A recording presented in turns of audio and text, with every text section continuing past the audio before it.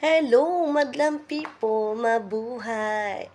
Ayan na ang aking ube, tararan! Ang ube cheese flavors ko for today's video. Dahil nga nagmamadali tayo ngayong araw na to kasi nalaman natin na birthday ng lolo ko. So, siyempre gagawa natin siya ng pang healthy na hindi masyadong matamis na ube cake para naman hindi naman maumay ang ating lolo. So, nagmamadali pa ako dyan dahil nga sabi ko kailangan natin madala sa lolo ko yung cake ngayon. So, for today's frosting na lang din dahil meron na akong cake base na nagawa. Ang ube moist cake by Langga. Ang napakasarap at napaka-moist na ube cake ni Langga. So, yung recipe niya, pinapanood ko lang sa YouTube channel niya. So, ayan na nga. Cut lang ako. Ang ginamit ko lang po dyan na cake 7 by 2.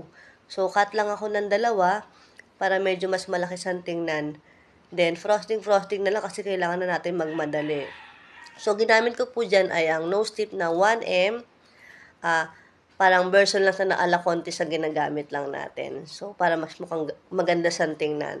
Then, ang toppings na lang natin dyan ay ginamit ko na lang natin ay yung ube na pillows flavor po dahil wala na akong maisip na ilalagay. Then, toppings na lang po tayo dyan. Then, ilalagay na lang natin yung sa huli, yung pinaka-cheese na keso. Ayan, Lolo, happy birthday po, Lolo Pepito. Sana magustuhan niyo po yung aking ginawang ube cheesecake. Happy birthday! Thank you for watching!